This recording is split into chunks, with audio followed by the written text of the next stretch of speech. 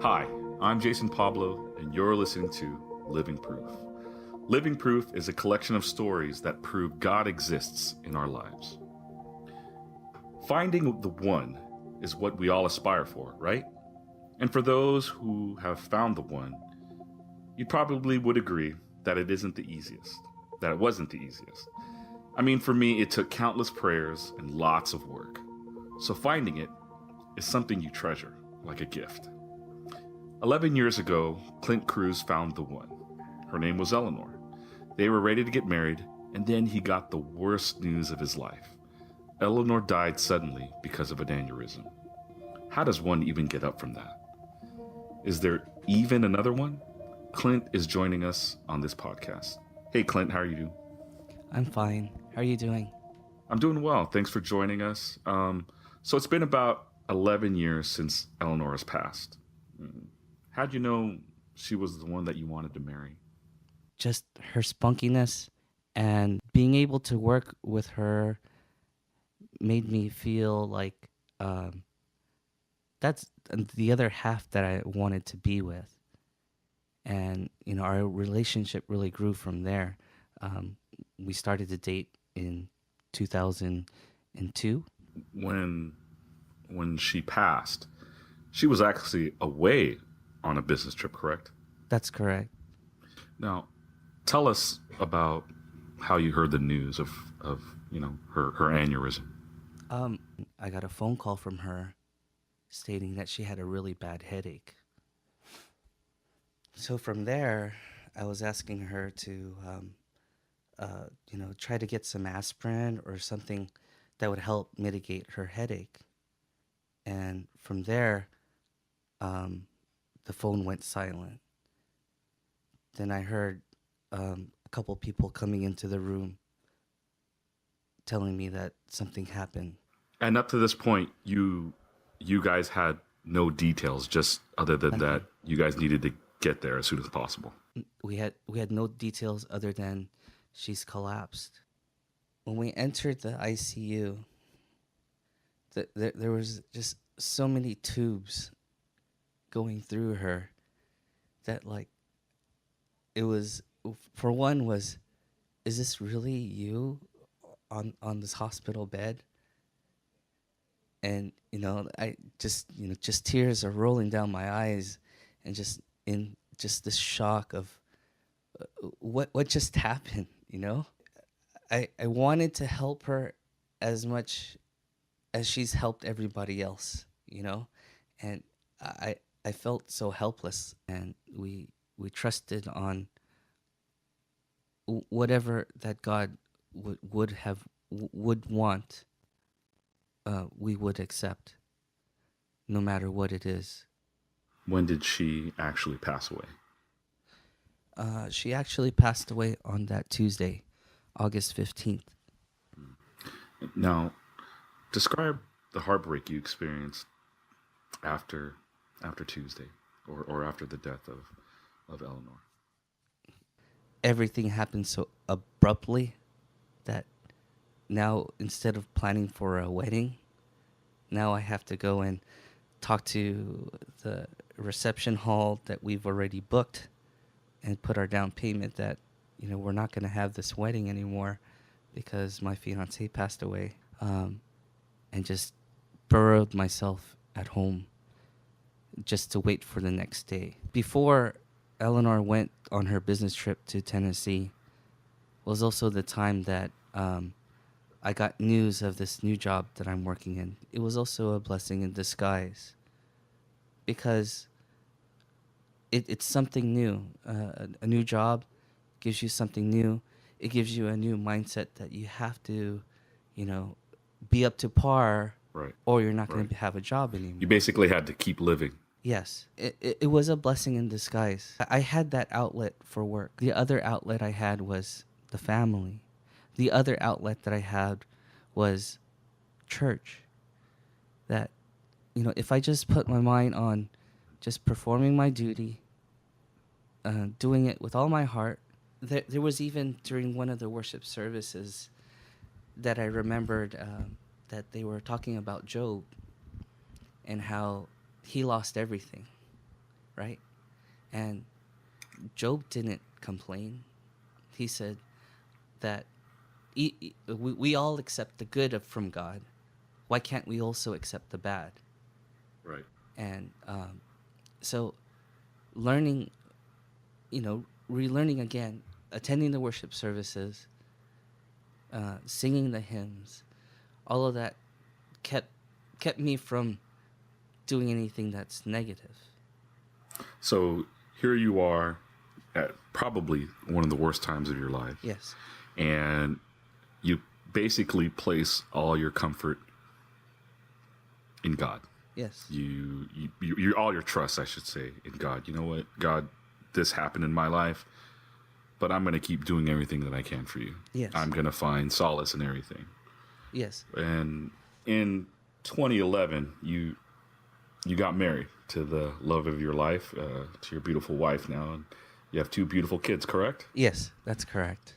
And what have you learned about God's love through all of this? That no matter what he throws at you, whether it's bad or good, that we should accept it. It's his will. That's what he wants for you. If you are able to be refined like gold, for example, test of faith. If you're able to overcome it, the more that he recognizes you as his child, the more that he recognizes you as his child, the more he'll grant the things that you ask of him. And even if you don't ask it of him, he knows this is what's good for you, and he'll provide it for you. I was about to say the same thing. I mean, it wasn't something you were asking for. No.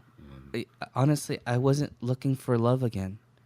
I was content that was taken away from me, and that I was going to just continue on with just fulfilling my duties.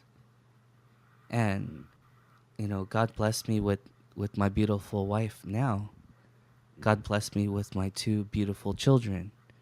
And I'm so honored and grateful for that. Yeah. One of our producers met someone who experienced something similar to what you have. His name is Eric De La Paz from Carson, California. Let's listen to what he has to say. I'm Eric, and I'm from Carson. And Jessa, she was the love of my life. Well, it's been about 11 months, actually. Next month, actually, is going to be her 1-year death anniversary.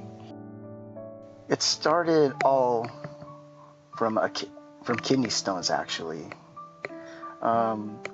which actually caused her left kidney to fail. Eventually, she actually had her left kidney removed, and from that, it actually caused abdominal adhesions from all the subsequent surgeries throughout the years. Because of that, it caused her small intestines, pieces of it to fail and actually die out. So they actually had to remove it. After some time, they were able to reconnect her intestines, and then it actually ended up failing, and she actually ended up going septic, which caused her to pass away.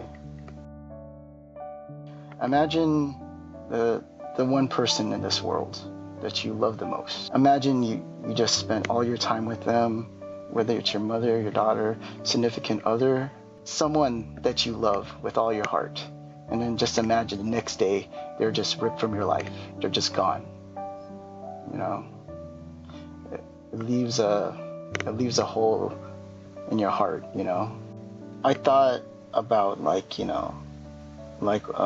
why this might have happened to me, and God had his reasons. I actually really have to thank God, because I have had my offices in church. I've always been a choir member.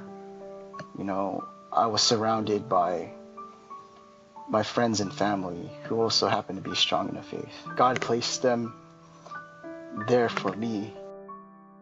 Will I ever fully heal? I'm come to terms that I probably won't, fully heal from it ever. I don't think anybody could ever. What I really worry about actually is fulfilling my dream of having a family. I don't know. I think I consider myself damaged goods, and I wanted to ask what I could do to further motivate myself to push forward. Wow, Clint. Now, what kind of advice can you give him? To Eric, you're not damaged goods. You just have a lot of experience. You have gone through a lot, and you have a lot of strength. So it's not a matter of damaged goods. One thing with my spouse, one of the things that she admired me about was about my story. You know, she heard about me and my story, and she felt that she can relate to me in certain ways and talk to me about it. I also think that in your time, when God allows it, you'll find someone who you can talk to that will give you the support, that will comfort, and will give you that strength that you think that you feel that you're damaged goods, because you're not. I don't think that you're damaged goods at all. The advice that I can say is, stay focused on the things around you, and your work, church first, always church first, family, work. After those things, then there is love. Just it's not there for you. It's not your time. And my advice is just focus on what God wants you to do, because that time will come when, because He loves you. You might not know that because of the things that you have encountered, but God does really love you. That when it's His time, He will grant you that blessing. For me, Eric, I mean, the one thing that I could say, I don't know how to deal with something that you and Clint have gone through, but we've all been through low points in our lives. And the one thing that's gotten me through is that if you can accept the low point in your life and realize and welcome, or at least open your mind to that, well, I'm at the lowest point of my life.